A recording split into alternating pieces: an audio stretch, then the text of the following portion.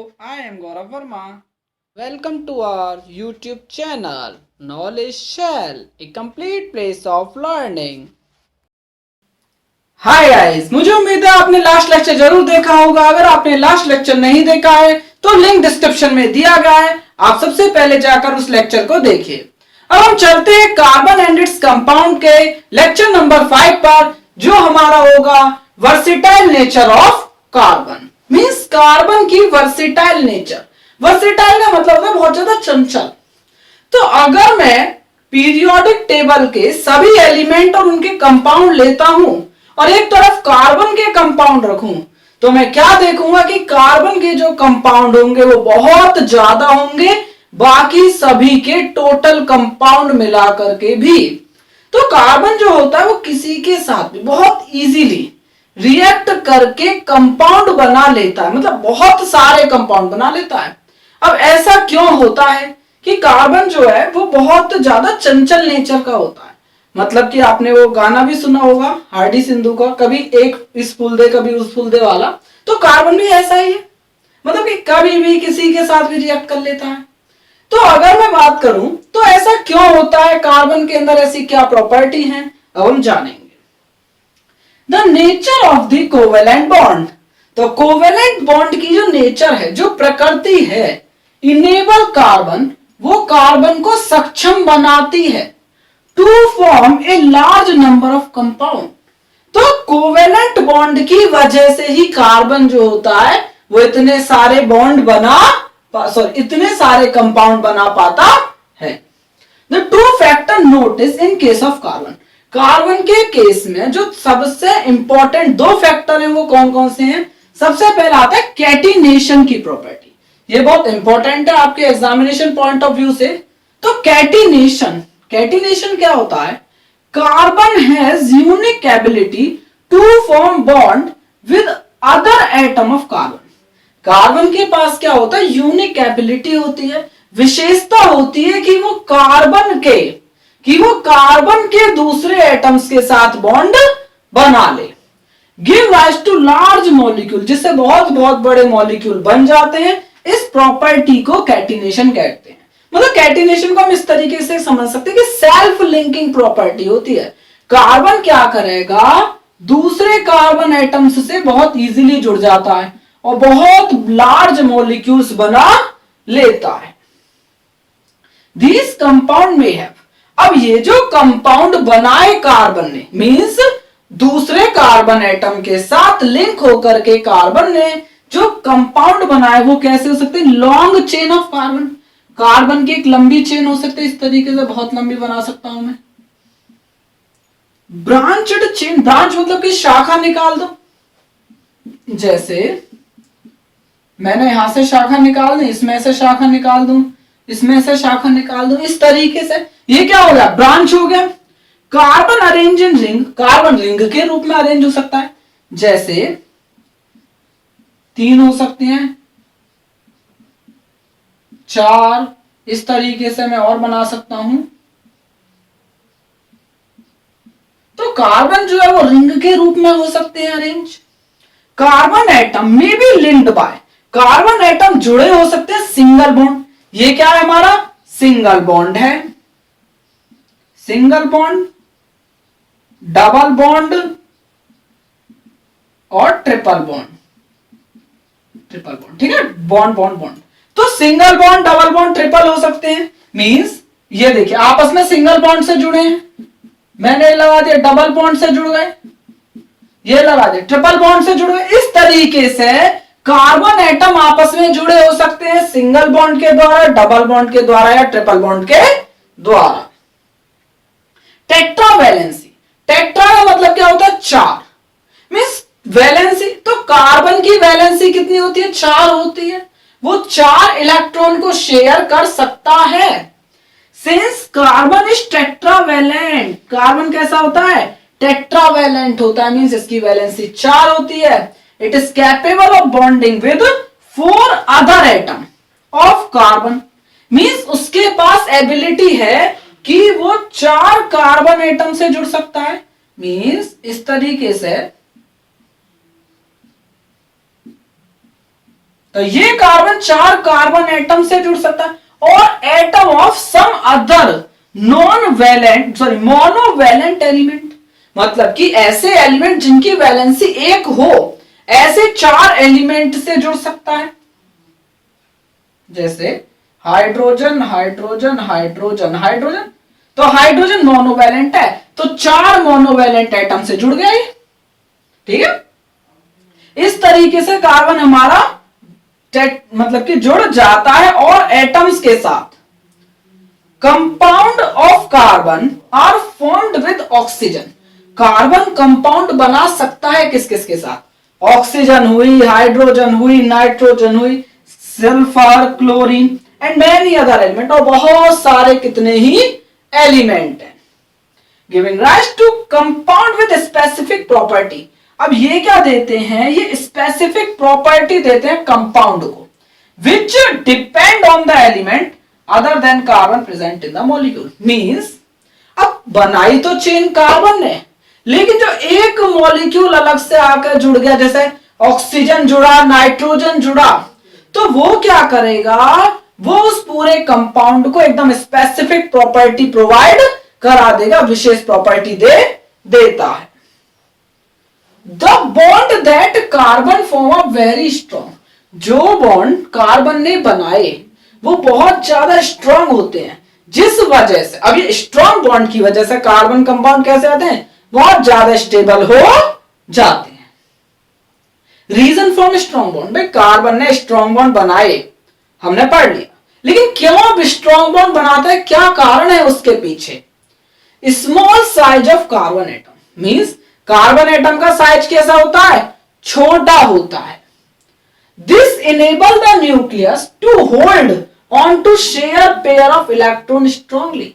तो इस वजह से भाई देखो, कार्बन का जो साइज है वो छोटा है, ये न्यूक्लियस है, ये हमारे आउटर मोस्ट शेल हो जाएंगे, इनके अंदर इलेक्ट्रॉन हो जाएंगे। अब जब देखो यहां पे शेयर्ड पेयर होंगे, मान लो यहां पे शेयर्ड पेयर है, तो ये न्यूक्लियस के बहुत ज्यादा पास है।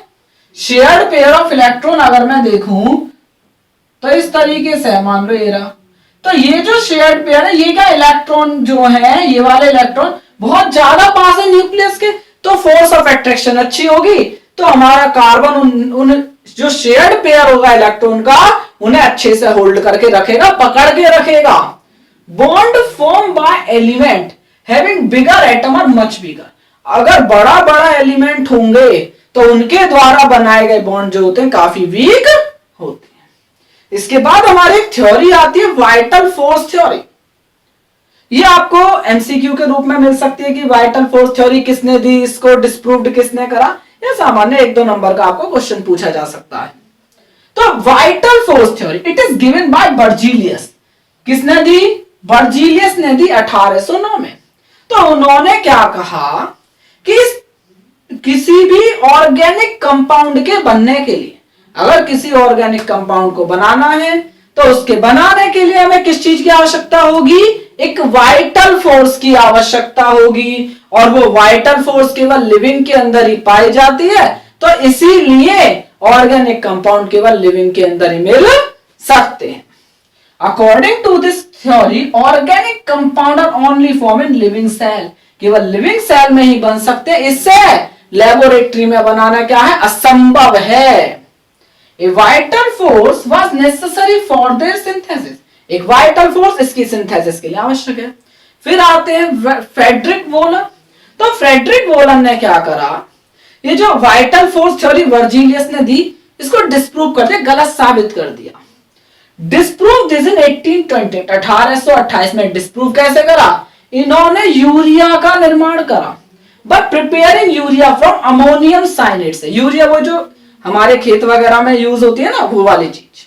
तो यूरिया को उन्होंने कहां से बनाया? अमोनियम साइनेट से बनाया। अमोनियम का अगर हम बात करें तो अमोनियम का था NH4 साइनेट CNO, तो अमोनियम साइनेट NH4 CNO। इससे जब ये जो सिंबल है ना, ये ट्रायंगल का, ये वास्तव में क्या है? हमारा ये हीट का सिंबल होता है। किसका? हीट।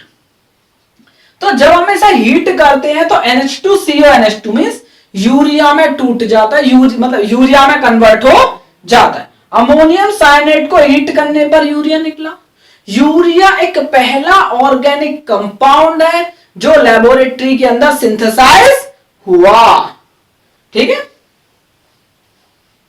तो हम बात करते हैं सैचुरेटेड और अनसैचुरेटेड कार्बन कंपाउंड्स की। तो कार्बन कंपाउंड्स को हमने क्या करा, दो ग्रुप में डिवाइड करा, एक सैचुरेटेड कार्बन कंपाउंड और एक अनसैचुरेटेड कार्बन कंपाउंड। तो सैचुरेटेड वो होते हैं जिनमें केवल क्या हो, सिंगल बॉन्ड हो। An organic compound in which all carbon atom, जितने भी कार्बन एटम आर कनेक्टेड, जुड़े हुए हैं, वो सभी कैसे होंगे, सिंगल बॉन्ड से कनेक्टेड होंगे। मींस कार्बन कार्बन एटम के बीच में केवल सिंगल बॉन्ड होगा, डबल या ट्रिपल नहीं होगा। ये जो कंपाउंड होते हैं नॉर्मली नॉट वेरी रिएक्टिव, ये कंपाउंड सामान्य तौर पर ज्यादा रिएक्टिव नहीं होते, ज्यादा क्रियाशील नहीं होते। अब जैसे ईथेन और प्रोपेन देख लो, तो अगर मैं ईथेन के इलेक्ट्रॉन डॉट स्ट्रक्चर देखें तो क्या हो सकते, देखिए ईथेन कितने कार्बन है, दो, एक और एक दो। ठीक है, हाइड्रोजन कितने हैं, 6 हैं। तो भाई एक कार्बन के पास 4 वैलेंस इलेक्ट्रॉन होते हैं, हमने पढ़ा 1 2 3 4, 1 2 3 4। अब 6 हाइड्रोजन एटम है कार्बन के पास, कितने का हाइड्रोजन कितने हैं, 6। तो देखिए हम प्रत्येक कार्बन को 3-3 हाइड्रोजन एटम दे देते हैं।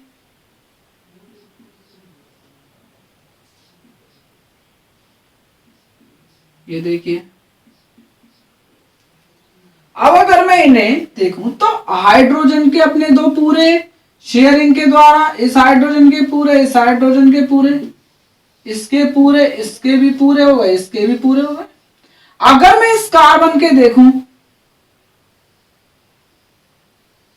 तो पूरे, इस कार्बन के भी पूरे, देखिए 2 2 4 2 6 2 8 पूरे, 2 2 4 2 6 2 8 पूरे। जहां पर भी सिंगल पेयर हो इलेक्ट्रॉन का, वहां पर आपको क्या लगा देना, सिंगल बॉन्ड लगा दीजिए, carbon carbon, hydrogen hydrogen hydrogen hydrogen hydrogen and hydrogen.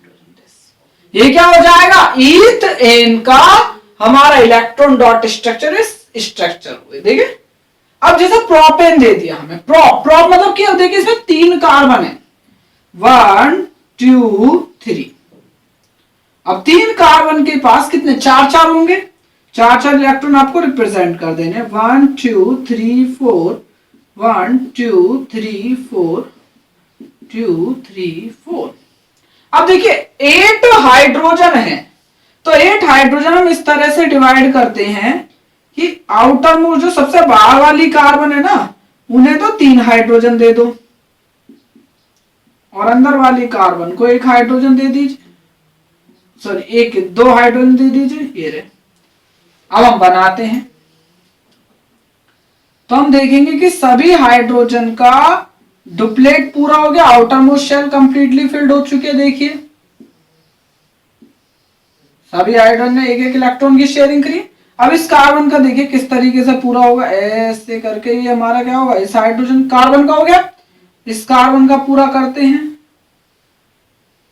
This. अब इस कार्बन का तो देखिए 2 2 4 2 6 2 8, 2 2 4 2 6 2 8, इस तरीके से पूरा हो गया।